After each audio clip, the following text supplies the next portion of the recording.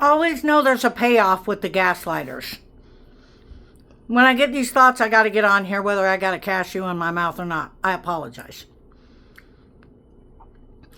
Always know when somebody intentionally gaslights you and they assassinate your character, things that aren't even like that about you.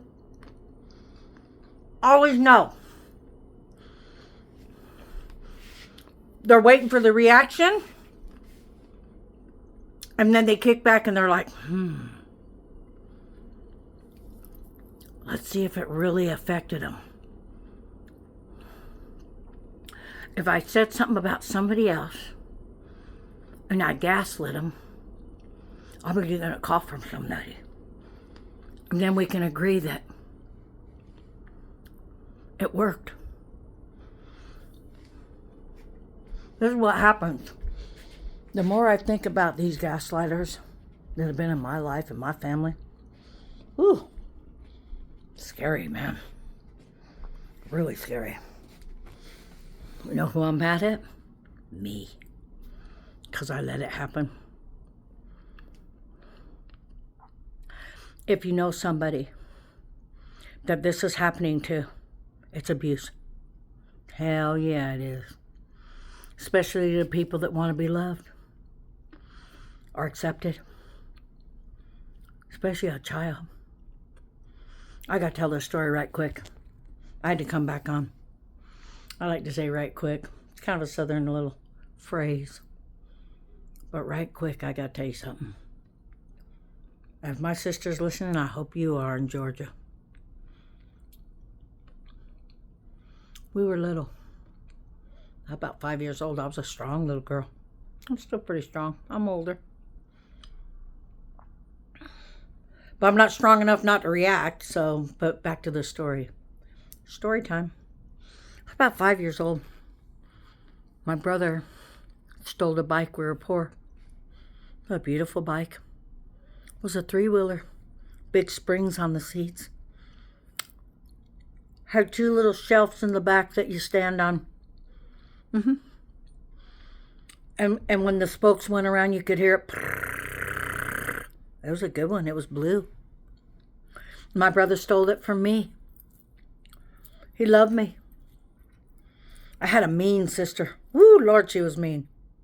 She was real mean. I've dealt with people like this all my whole life. I had a big stuffed animal named Snowball. And I can tell these stories because it starts as children. One night she got mad at me and pulled the eyes off my stuffed animal. It was a big green white cat. It was a big white cat with green diamond eyes, and she pulled them out. She was mad at me. Boy, did I cry. My brother Brian, he sewed the diamond eyes back in it. And he also loved me. He stole the bike. I know that's not love to a lot of folks, but it was to me because I didn't know he stole it. But I found out he did. But anyway, back to the big 3-wheeler. It wasn't a gigantic 3-wheeler like you'd see people, adults ride. It was a kid one. It was bad to the bone. It was like I told you. And the seat and the big handlebars I rode. Well, my sister got jealous and got mad. She did. This is crazy, man. Let me tell you what. She took this all the way to her adulthood. This story. Till one day I stood up for myself. I guess I've been a sponge most of my life. I don't know, I'm gullible. Not always. Certain subjects I can catch on.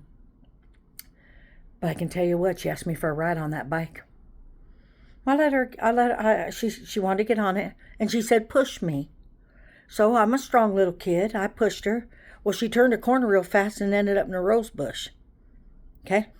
It was her fault. She turned the bike too quick and ended up in the rose bush. Now, I'm sure a lot of people out there got a lot of stories to tell like this as well. Maybe you was on a farm, something happened with your siblings. But this particular day, she turned that corner too quick. We were riding up in these duplexes with some real nice cement. Okay? And inside the cement, there was a patch of like real beautiful roses. And then you could go around it in a circle. Well, she didn't turn the steering wheel right, and I was pushing her in the back, and I couldn't see. There was 2 steps back there anyhow. So I was pushing and pushing and pushing her. She turned the wheels too quick, ended up in the rose bushes. I don't know, there was probably about 5 or 6 of them and stuff. Anyway, she got off the bike, ran home. Everybody pulled out the thorns. Of course, I felt terrible and cried. But did you know, less than probably 5 years ago, I'd say, she'd used it against me. All my life, she kept saying, you pushed me in the rose bushes. And one day I said, you know what, Paula? You turned that steering wheel. You guys can laugh out there and you think it's real funny. But you want to know something? When siblings do that to one another, that's a learned behavior. Not only is it a learned behavior, I couldn't rectify it. It was foggy. It was misty in my mind that far away. But I know I'm a good kid, and I know I was a wonderful child, you know? And so siblings can do that to one another. They can hide things. They can hurt you. They can reject you. They can put a lot of responsibility on you and your family. If you have a sick mom like they did to me and mine, I was told that I needed to do it all. You know, that's a burden. You know, it's too heavy of a load.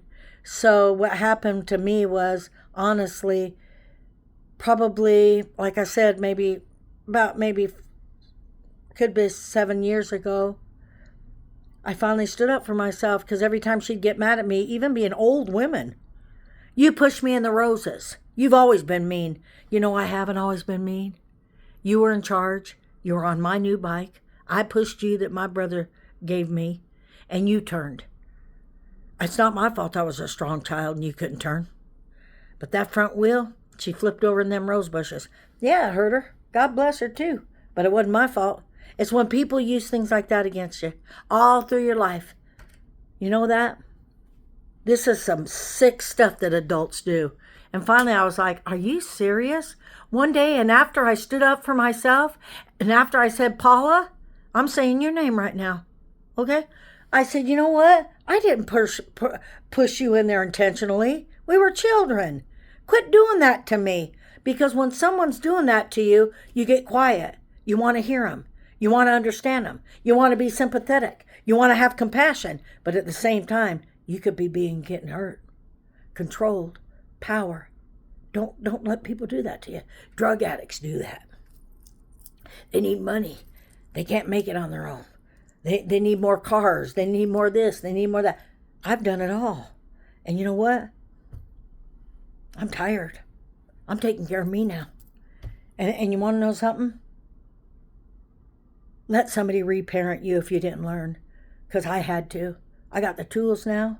They're not real sharp, but they're getting there. And you want to know something? I want to heal. I want to get better. But in order to heal, you have got to take some space.